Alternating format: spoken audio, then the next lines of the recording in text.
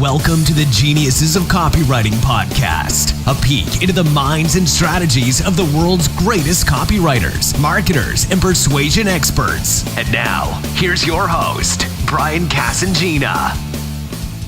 Hi guys, welcome to the Geniuses of Copywriting podcast. I'm really excited to bring to you a guy today who I've been a fan of for a long time, and that's the honest truth. Since I've been in online marketing for the last 15 years, he was one of the first guys that I really followed online. We're recording this at my friend's house. We're sort of got a few people around, so there'll be a bit of background noise. He headed off to the airport for his flight back home. So, and I wanted to quote, it's really instructive and it really communicates what he's achieved. And so I'm going to go with that. Mitch has written, "Who's the godfather of internet marketing?" And I think that's very appropriate. Creating the first ever online ad tracking platform. Imagine creating the world's second PPC. Imagine inventing the tracking pixel. Sorry if I can speak. Russell Brunson's first mentor.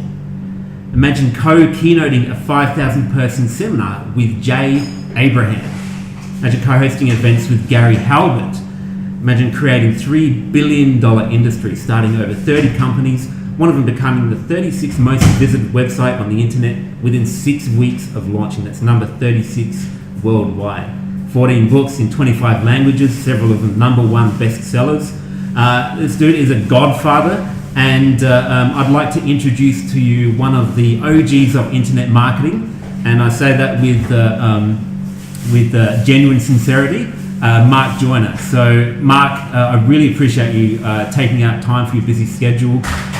Thanks for that, and thanks for coming on the show. Hey, thanks for having me on, man. Really looking forward to this. Cool, man. So can I get to, I've covered a little bit of some of your achievements already in that intro that Mitch wrote. Can you tell us about how you got started and where you came from? I mean, aside from what we've already mentioned. Well, in terms of online marketing, my first experience with the internet goes all the way back to the ARPANET. In fact, when I was very young, my uncle was doing some work for the defense industry. ARPANET was the predecessor to the internet. He had one of these old school teletype machines that got hooked up to the ARPANET system via one of these old earmuff I know the modems, right? Way back in the old day, and we didn't have screens. We had scrolls of paper. Wow. And the type was a typewriter. And then I didn't have any interaction with any of that stuff until many years later. I wanted to get into entrepreneurialism, and I discovered these bulletin board systems before the internet really blew up. And I started marketing and selling things there. And then when the internet started getting big in the early 90s, like around 1990, 1991, while I was in the Army, I started creating websites and attempting to sell things before people were even using the internet for e-commerce. And what happened was I started having some early success. Some of my websites started blowing up. I was getting success selling a lot of stuff, and people just started coming to me asking me, like, how are you making this happen, right? Like, what are you doing? So sort of by default, I didn't have any interest in becoming a marketing guru. Yep. I hadn't taken any formal marketing training. Like all my marketing philosophy basically came from applying, reading psychology books and learning military strategy and applying it metaphorically to online marketing. So it just sort of happened by happenstance. And then, over the years, I just started inventing new things and, playing around with new things. Just had a good old time with it. And there's a lot that happened between now and then, but that was the early days. Yeah, cool, man. And you've touched on this a bit, but what about the copywriting aspect? Because you're not a specialist copywriter, which is the kind of guest I normally have on the show, but I really wanted to have you on the show because it's been such an integral part of your success. Definitely. Well, I think copywriting is essential. It just so happens that I don't know how it happened, but I ended up having some talent with it. I was very lucky. I didn't even read any copywriting books, but I started writing some stuff trying to sell. Yeah. And then I finally read Victor O. Schwab's book, How to Write a Good Advertisement. And then I started writing some decent ads. And then over time, I just started getting more and more into it. And also what I think was quite integral with that was that I was the guy who was bringing a lot of the old direct marketing guys online. So for example, Joe Vitale years ago wrote this book called Hypnotic Writing, and he let it go out of print. And I contacted him and I said, "Hey, Joe," I said, "let me turn this into an ebook." And Joe always loves this story. This is so funny. And he says, "Nobody's going to read an ebook." Right? Yeah. And it took me like 2 years to convince him to do it. And I said, "Joe," I said, "you're not doing anything with this book anyway, right? Let me convert it into an ebook and see what happens." And first day we did it, we ended up, making him about $50,000, I think, which was great. But anyway, the point is because I was able to befriend a lot of these old school direct marketing geniuses, like, Joe Sugarman's a good friend, Ted Nicholas, guys like that. I was friends with Gary Halbert. Just being friends with those people and hanging around with them through osmosis, I was able to absorb so much. Yeah, I'm the same. That's why I hang around guys like you and Mitch so much. I just want to come back to a point that you made. And a bone of contention that I have with a lot of online marketers is they kind of read a book and they start, I guess the modern equivalent of that is they start reading other people's Facebook posts and suddenly they're an expert. Whereas you did it the other way around. You actually started doing the thing. You actually started putting in your own time and effort and spending your own money. And that was your education. And it wasn't until after you'd actually started doing that that you actually really started to read the official language. It's like the way guys put together a piece of IKEA furniture. You just open the box and try and throw something together, and then you read the instructions. You're making such a great point. I used to joke about this back in the old days. I would say, a lot of these online marketing experts are doing something very dangerous. It's like throwing up a shingle in front of a storefront and saying, all of a sudden I'm a surgeon. I mean, if you're telling people that you're a marketing expert and you don't really know anything about it and you don't have any experience about it, you are ruining that person's life because they're going to take that advice and they're going to be making financial decisions on that advice that could, obviously ruin their business and then ruin their livelihood. And since then, this has actually become sort of like an epidemic problem now. I mean, you've seen this all over the place. You've got guys who are not just online marketing experts, but experts in everything. But they're not really experts. They say that they're experts so that they can make money. And I think it's, it's interesting. It's cool that anybody can like pop on and start selling stuff. I think that's great. But as with anything that amplifies power, you can amplify it for good and you can amplify it for evil as well. Yeah, definitely. I mean, one of the things that I was taught early in my marketing career, my online marketing career, by one example is the guy who I won't name that we were talking about back in Australia. One of the things that he had a lot of great advice, but one of the things that he said was fake it till you make it. And I was probably under that spell for a little while, but now I think it's absolute bullshit. It depends. But in almost all cases, if you're trying to teach something you don't have the results in, I mean, I think that's pretty much the point you were saying. You're 100% right. I mean, the flip side of that is I think that people use that phrase sometimes very well-intentioned and sometimes not so well. Again, and I think the good intention behind that is that sometimes people don't have confidence. And then sometimes they, like the pickup community, right? For example, what they teach a lot of these young men is that they need to start acting as if they have confidence. And then over time, that confidence can genuinely become a legitimate part of their psyche. Yeah, for sure. Right?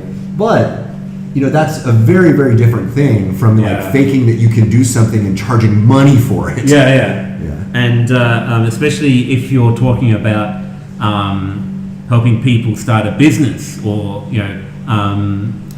throw their money at Facebook ads or something, or make any financial decisions, real stuff like confidence. You can sort of go out there and it literally doesn't cost you anything to go to pump up your chest and have those thoughts in your mind and to sort of act confident until you become confident. But if you're what I see a lot of is especially from newbie marketers, and it's often not their fault if they don't have their thinking right, because they're probably polluted by a lot of fake it till you make it artists. Right. They say, I'm having trouble starting up my business. I want to teach this marketing thing, but I don't have any experience in it. Yeah. And And sometimes people will enable them with stuff like, do this tactic or do this tactic. But usually, thankfully, someone will call them out and say, if you don't have experience or results, why are you teaching it? Yeah. Well, one nice thing about being a fake marketing guru that is sort of, I suppose, just in a sense, for the egregiousness of it all, is that if you don't know how to market and you're selling yourself as a marketing guru, you're not going to market yourself very well. So it's quite fortunate. It's a nice little feedback. That's why these fly-by-night marketing gurus come and go so quick, I guess. Indeed. And the ones who stick around for a long time, they do it right. Yeah. And maybe there were some people who did fake it in the beginning who eventually figured it out. Yeah. But they would have had to do something right along the way, and that's what I want to dive into with you today, about all the right things that you did along the way. Because you started so many businesses, you started breakthrough ideas, and you've associated yourself with so many good marketers, and that's another thing that I respect you for being on a level with all those guys. Well, thank you for that. Appreciate it. So, what's my question is, what can people do if they're listening to this and they're looking to get started up and marketing themselves successfully online, assuming they're not faking it until they make it? Right. What's a couple of things that they can do to really kickstart an online business? Well, first off, we have to make a really clear distinction here, right? There is a very big difference between using online marketing as a tool, which can be used as a tool for anything, and as we've learned very recently, even politics. Yeah. Right? Over the last couple of elections, it was integral. And in fact, in the very last election, and this time, as you and I are speaking, Donald Trump is the president. Whatever people think about him one way or the other, the way he used the internet was extremely powerful. Yeah. And Barack Obama's campaign also very cleverly used the internet. Yeah. Right? So, if we're talking about, online business, I want to make very clear, when I speak about that now, I'm talking about using it as a platform. It is a medium, right? Now, for people who want to become online marketing gurus, we'll go out and start real businesses online and learn how to market online. And then if you've got some legitimate successes, then you can leverage that to be an expert, because there is a lot of money in the expert business. But be a real expert. Right?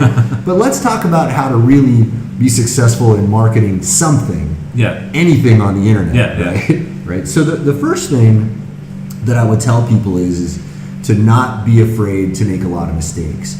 Now, when I was in the Defense Language Institute, when I was in the U.S. Army, my first job in the U.S. Army was in the military intelligence community. We don't have to get too deep into what I did there. But I went to a school, got trained in the Korean language, and I graduated at the top of my class there. And one of the reasons why I graduated at the top of my class was that I went out and I met a lot of Korean people. And I unabashedly was like, hey, you're Korean? I'm like, oh, 한국분이시네요? 한국말 좀 배우고 있는데. And I would start just speaking to them in Korean, even though I knew it was bad. And this is what I tell people learning languages. Now, this seems like it's a bit of a tangential point, but it's integrally important to what we're talking about. So when I tell people who are wanting to learn a new language is, hey, go out and use the language, and do not be afraid to make mistakes, and be aware that people are going to laugh at you and make fun of you. They're going to ridicule you. They're going to go, no, that's not how you say it. Well, guess what? That's how you get corrected. Well, that same kind of feedback mechanism is going to happen online. You're going to try something, and it's either going to work and make you a lot of money, or it's not. And you want to start making observations. And I don't care how many books you read, if you're not doing that as your bread and butter, you are not going to get good. And not just online marketing, you're not going to get good at anything. Right? And the real key thing here is getting the ego in check, right? Because your ego is afraid of being wrong. Your ego is afraid of making mistakes. And I think that if people don't master that to some degree, they will never achieve any level of significance in any field at all. I think it's absolutely essential. So that's the very base foundation. And I would say, as you're doing that, then be reading a lot of books, right? But don't think that you're really learning as you're reading books. Wim Hof, I'll say one last thing about that. I could probably ramble about this point for ages, but Wim Hof, of whom I am a student, I haven't met him personally yet, but I've been studying his technique and using it quite a bit. He said, he has a great saying. He says, feeling is understanding. Feeling is understanding. He tells people, listen, there are these scientists who are trying to explain why my method works. And there is a lot of legitimate science behind what the man does. And it is learnable and it's trainable. But you have to get in there and experience it yourself. And then you get to what Tony Robbins calls, unconscious competence, right? That's the higher level. But unconscious competence does not happen without practice, without copious practice. Yeah, that's really interesting. And the people who know my story, who listen to podcasts, will know how I was really struggling in the beginning of my career. It was really when I started to go to different seminars or join coaching groups, because Adelaide's a real small town. You've been there. Yeah, So there's not that many marketers or marketing events there. It's growing now, but the truth is that on the eastern seaboard of Australia is pretty much where it's at. So when I started going to those events all up and down the east coast, that's when my career started taking off. That's when I really started learning, and that's why I did things like I flew to Sydney to a seminar without necessarily having a ticket to fly home. So that's the lengths that I went to do exactly what you're saying here. Here's one interesting thing to bring this back to copywriting. Many of the great copywriting coaches that I have met, I know, I can remember dinners where both Ted Nicholas and Gary Halbert said to me over dinner, get great sales letters and copy them by hand. Now, I don't know who originally came up with that idea, but it's repeated by almost all of them now, at least the ones who really know what they're talking about, right? And I think it's a fantastically good idea because it gets the neural pathways engaged, right? But by the way, that's still not enough. Copy out those the great sales letters that performed well. And by the way, make sure that you're copying the good ones. The ones that got results. And by the way, not everybody tells you the truth about True, that. that's true. Right? So you really got to find out. I mean, there are a lot of ones that we know that are great. Like Lazy Man's Way to Riches. That's Gary Halbert's Coat of Arms letter. That was the single most mailed piece of direct mail in the history of the planet. That's a must copy. That is a must copy, and it's a tiny little letter. But there's so many little things you can learn from that. And I can remember having sheets of reams of paper of handwritten, hand-copied sales letters on my desk at home when I've done that at the start of my career. But the point that you're getting at is amazingly valid and amazingly something that a lot of people miss out on. Where and I think you were probably coming to this next, so forgive me if I'm taking the words out of your mouth, but you're talking about copying the sales letters is one thing, but what will be a lot more valuable is to actually run them like you did when you started out, to actually run your own sales letters. Obviously not those ones you copy, but your own, and start getting results that way. 100%. Now, and this is a really good segue into another important copywriting concept, which is important for any business, and it's the idea of swipe files. Right? And what a lot of people mistakenly think is that, okay, I'm copying out those letters so that I can for example, a guy will take a headline, what's some of the classic headlines you can think of, They all laughed. They all laughed. And This is exactly the one I was thinking of, right? They all laughed when I sat down in front of the piano, and then when I started to play. Right? But some people will say, they all laughed when I started my online business.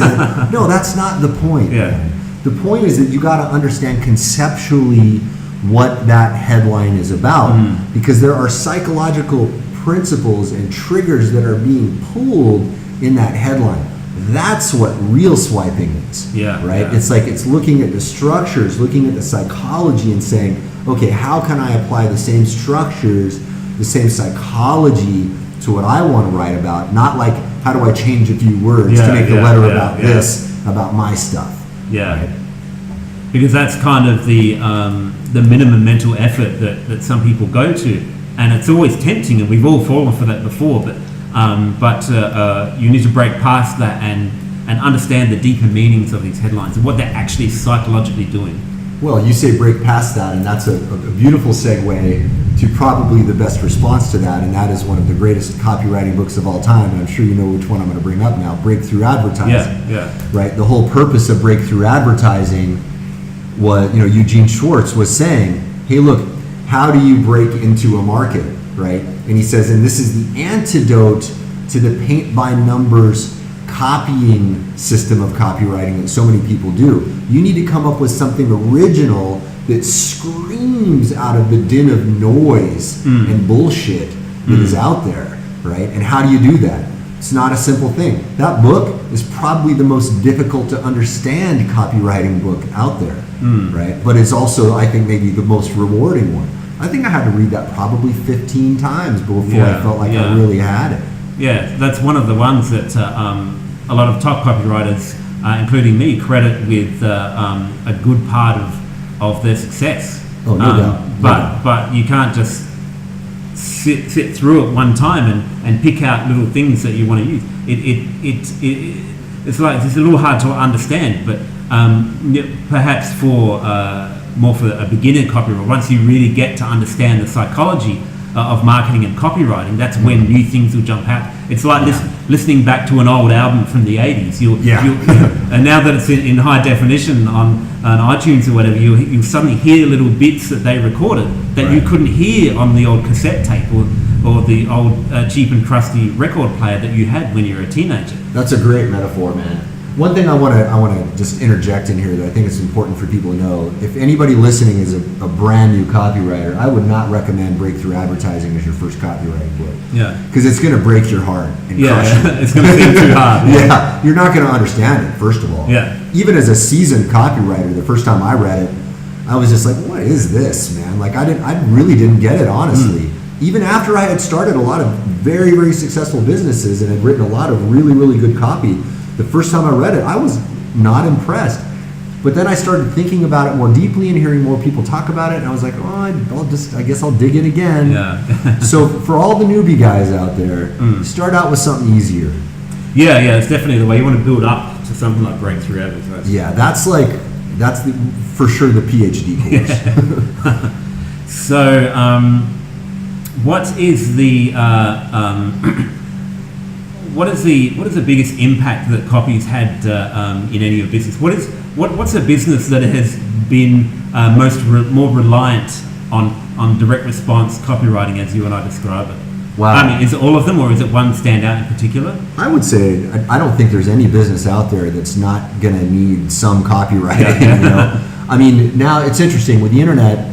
We have a lot of interesting phenomena that will make businesses grow without the same approaches to copywriting, right? Yeah. But here's what's interesting that most people don't understand, and that's that the underlying psychological principles are still the same, because human decision processes are still the same. Despite the fact that we're on a radically different medium, if you don't understand how people, like if you look at even the AIDA formula, attention, interest, desire, action, I mean, I think it would be very hard to find any transaction that didn't involve those four steps, right? But depending on the medium, depending on the warmth of the customer, this is something that, Breakthrough Advertising talks about, customer awareness levels and all of that. You may need greater or lesser degrees of, or greater or lesser lengths of communication, and also different. You guys can hear lots of noise in the background. You're hearing cooking and dogs and all kinds of stuff. This is the house party here. So, but anyway, to bring that back, something that happens here is that the sales letter doesn't happen the way it used to all the time now. Like a long form sales letter will still do very, very well online. A lot of people will say, online, sales letters are dead. Bullshit. No. Absolute bullshit. Mindvalley uses on every product. Do they really? Yeah. Okay. Yeah, I hear some people say you can't sell without video these days. Nonsense. You can sell with email alone. Yeah, I've done it several times. So many times, recently, right? Yeah, you could sell with email to phone. I mean, you could still send postcards out to people. There's so many different ways to communicate.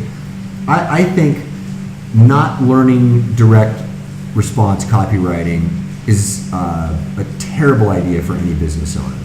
Because I think that even if let's say your business is Facebook, right? Let's say that's your whole business, and your thing is, I want to create a platform that will get people spreading the platform virally, and then use that to sell ads. It's a legitimate thing. It's a much harder thing to do than a lot of people realize, but you got to understand, there are still psychological principles behind why that happened. I'll give you an example. All right, one of the reasons why Facebook was successful in the beginning was that there was exclusivity to having a Facebook account in the beginning. What a lot of people don't know is that Facebook started out as a university Facebook.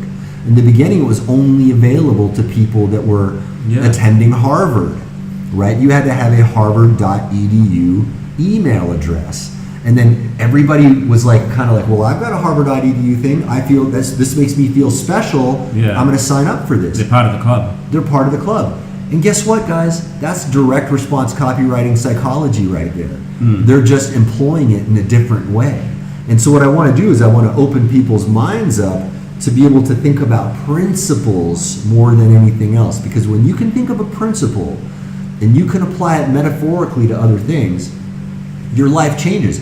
This is how I learned business and marketing. Like I said, I was applying military strategy metaphorically to business because I had a martial arts teacher who was saying, hey, martial arts is a metaphor for everything in your life. And I said to myself, well, if that's true, maybe that will be true in business. And I started thinking about my business in that same way. And sure enough, damn, it works, right? So if you can learn direct response copywriting principles from one of the great guys like Brian here, who I'm hoping you guys are listening to and following consistently all the time, right? That will change your life, not just in your business, but you'll start to see, and this is where it gets really deep, it will start to seep into other areas of your life. How well can you persuade your kids to not go out and mess their lives up, right?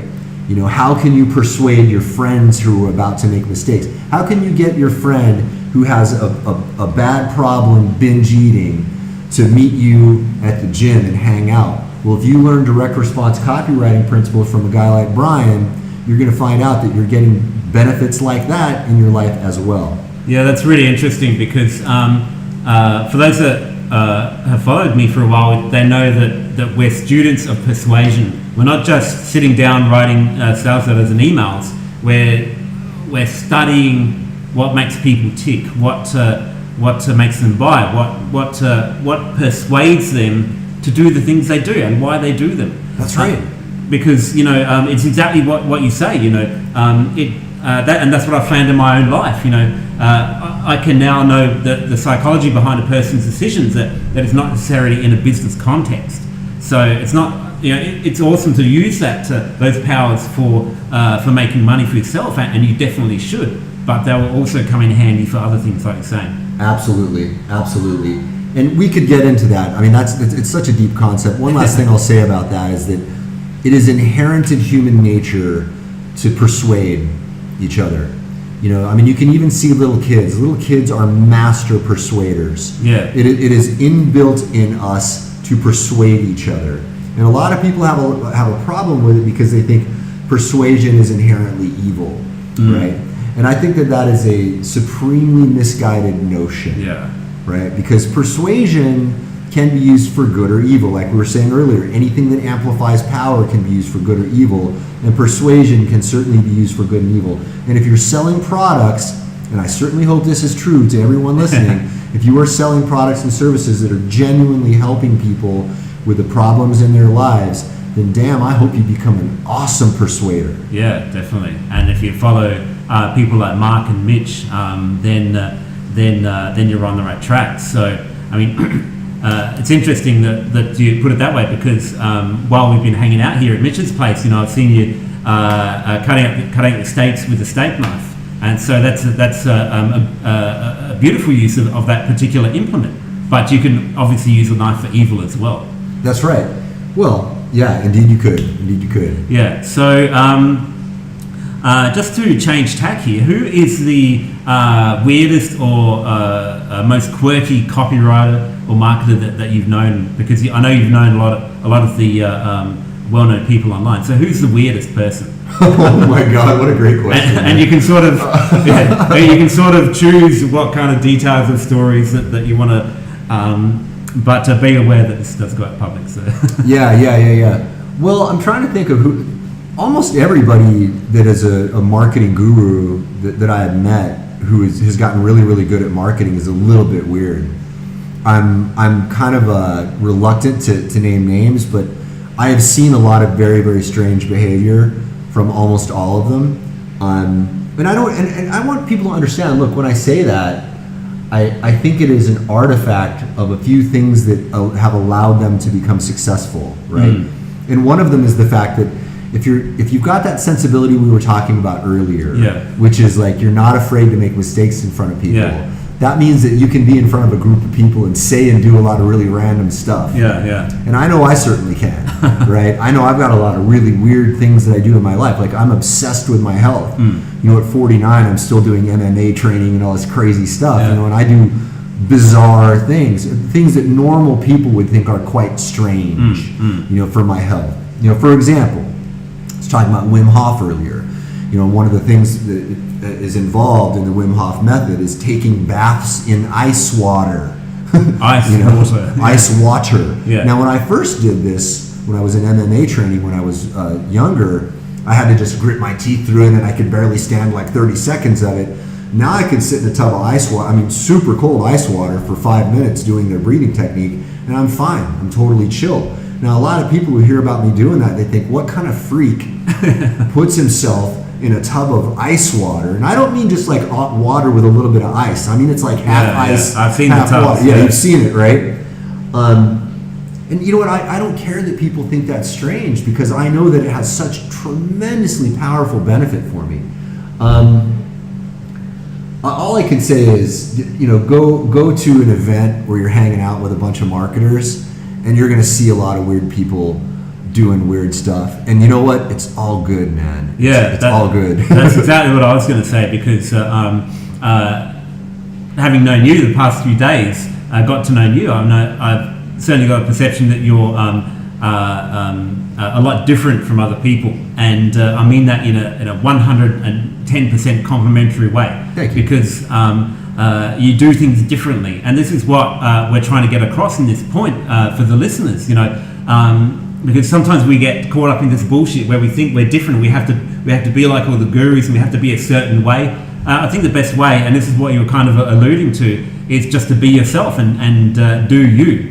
Okay, let me flip this around, and I want to ask you a question. And I want to tell you, I swear to God, no matter what you say, I promise I will not hold it against you. I can't say I won't be offended. I can't promise that, right? Because nobody can promise that. But I mean, I certainly wouldn't hold a grudge about it. I'm curious. You say that I am different from other people. I do things differently. What are those things? Because maybe some of that's good, maybe some of it's bad. Let's hear it. The things that I've noticed a difference. A lot of the stuff with the physical training that we've seen over the last few days. A lot of people get caught up in that bullshit where they get to their late 40s and they think they should be slowing down and getting ready for retirement. There are other things such as the current diet that you're on. Then that flies in the face of so much wisdom that I've heard. But then again, it's just stuff that I've heard. I'm not an expert, so if it works for you, then it's totally awesome. Right. So it's stuff like that, stuff that is different, that makes you an individual, and that is why you're successful when you write copy, because you're not just copying out. This is the thing that I see a lot of people do. They copy out those sales letters by hand, and then they just write the exact same thing on there. It was like you were talking about with the "they all laugh" headline. Yeah, that's right. So they just become carbon copies of marketers, where you're a unique individual. Right. Now the flip side of that is, and by the way, I think it's very important to be unabashed about your willingness to try things that standard society thinks is weird or strange. Right? To be totally okay with that. But we also have to remember that social norms did, in a sense, well, at least this is one of my hypotheses about it. This has probably been said before, but I think it's possible that social norms came about as sort of like a tribal immune system. It's like, hey, over time we develop a whole bunch of wisdom that says that this is the stuff that's going to make the tribe more likely to survive. Right. So be cautious about the weird stuff that you do. Like the diet that I'm trying now, I'll just say I'm doing the quote unquote carnivore diet, which is basically all you're eating is meat. I've only done it for 8 weeks. People, don't use this as an endorsement. Okay, I'm not telling people go out and try this by any stretch of the imagination. But I've also been a raw vegan. I did that for an entire year. Like the most hardcore version of raw veganism called 80-10-10, which is like you're basically eating mostly fruit, like 90% fruit all day long. And then maybe a little bit of salad and a couple of, nuts every few days. I've tried so many different things, right? But here's the thing. I have also researched these things before I tried them, and I've also been paying very, very close attention to how I feel, right? And I think that the healthier that you get, and I think healthiness is also a metaphor for being good at anything. When I say healthy, I'm talking about a broader sense of health, right? The healthier you get in your body, the better you probably are at knowing like, ooh, wait a minute, man, what I just put in my body ain't right. And I think that when you're unhealthy, those feedback mechanisms are probably a little bit messed up. So you probably don't know what's good or what's bad. So be willing to try all sorts of things, but do your research. And by the way, to tie this back to copywriting, and earlier, right? Think metaphorically. When you think metaphorically, your life totally changes. When you start to find things that you can apply to your life that you learned in one field to whole other fields. To bring this back to copywriting, be willing to take risks with your copy, but also, don't do things that you are going to be ashamed of. Right? Like missing a headline on a sales letter or something. Obviously, the headline, you need that. So, but it's just a random example. So, well, I mean, you could test it. That is maybe a guy will make it work. Who knows? Yeah. So even that can be tested, but indeed. For the most part, you don't want to skip sales letter without a call to action. Not a good one. Right. So what I'll wrap this up is the book that you have out now. It's called Mind Control Marketing, and I'm going to give you a link to Mark's website to do that. So Mind Control Marketing was a condensation of psychological and military principles that I learned that I found to be exceedingly useful in my business. Most people talk about the psychological principles, but that's only the first half of the book, right? So as I was saying earlier, the way I learned marketing originally was learning psychological principles and learning military principles and applying them metaphorically to business. And so what I said was, let me find the best of the best. There are thousands of psychological principles you can learn. Let's find out which ones are what we call in the company I'm running now called Simpleology, high impact, minimal effort, right? What are the things that will make the biggest impact in your business with the least effort required? And we distill it down to just those few principles, and then we teach it to people in the quickest, densest way possible with like little cartoons and examples and stories, so that it's a very, very quick and easy to read book. That was the intention. And that was actually, when you say it's out now, the book was released years ago, like around 2001, and I actually pulled it off the market, and now we've kind of brought it back. So it's a comeback. Awesome. So I'll put a link to his site below this episode as well. But you can also get it at geniusesofcopywriting.com/Mark Joyner. That's MarkJoyner. Let me say one thing about that, by the way, that's interesting. So when people go to that now, there is a video there that Russell Brunson and I created together. It was actually part of a reality show that Russell was shooting. So Russell brought me on. I don't want to spoil it because the show's not. Anyway, when Russell releases the reality show, you'll see me there.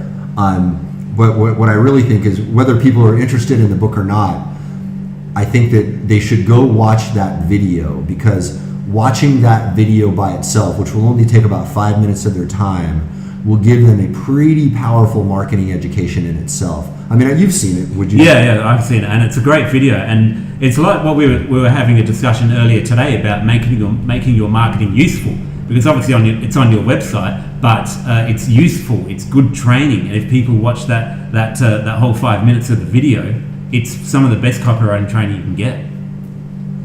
So that's okay. geniusesofcopywriting.com/Mark Joyner, MarkJoyner. I'm going to chuck a link below this episode, and I'd also like to thank Mark for coming on despite your busy schedule. I know you're about to fly out, so I appreciate your time, and I strongly recommend that people go out and grab that book now, because it's very valuable.